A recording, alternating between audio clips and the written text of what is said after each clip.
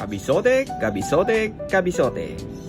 Ito yung mga ingredients natin ngayon na gagamitin para dito sa lulutuin natin for today. So medyo nagmamadali kasi tayo ngayon mga kabisote.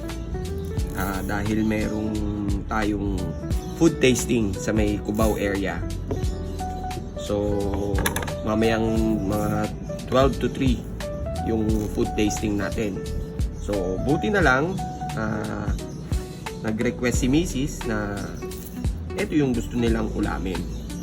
So mabilis lang lutuin to mga kabisote, kaya saktong-sakto pagka mga nagmamadali kayo. Ito yung isa sa mga madaliang recipe. So ayan, ito meron tayong saging na saba, repolyo, bawang at sibuyas. Kumain lang muna natin tong mga saging na saba natin. Yan, ganyan lang, bisote. Yan, ganyang itsura lang, ready na yan. Yan. Tapos, itong repolyo natin, yan, ganyan lang. Kain mo lang dyan.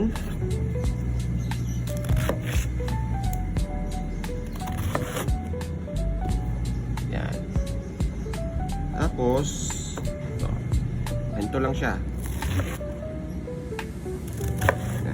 Ayos na yung mga ganyan, kabisote. Yan, the usual, hindi ko tinatapon to. Itong mga balat na to. Nilalagay ko to sa isang timba. Nalagyan ko ng tubig. Tapos ito yung pandidilig ko sa mga halaman. Good source ng potassium daw to eh. So, makakatulong sa mga halaman. Ayan, prito muna natin itong mga saging na saba natin. Para habang naghihiwa tayo ng sibuyas at bawang. Ayan, pwede na tayo mag-isa mga kabisote.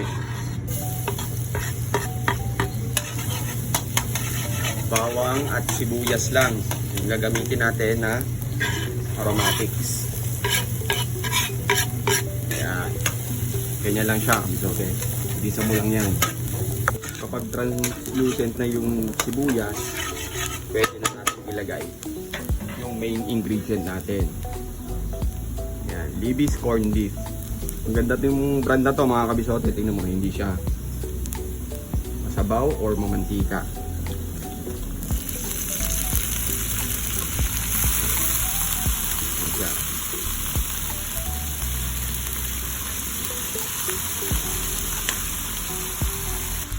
Pwede ka na tayong magtimpla ng asin at ng paminta.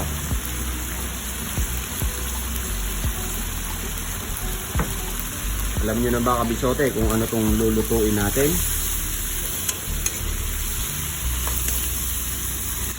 Yan, kapag medyo natutosta na siya, pwede na natin ilagay yung repolyo. Tapos sabay mo na rin itong pinirito natin na saging na saba.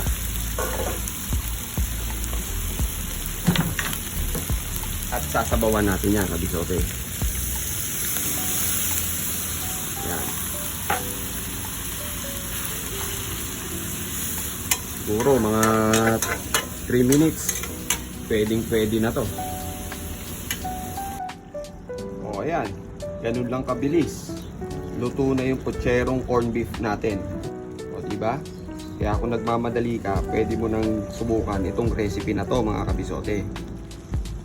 Sigurado magugustuhan din ng mga chikiting to. Kaya ano pang hinihintay mo kabisote? Tara! Kakain na!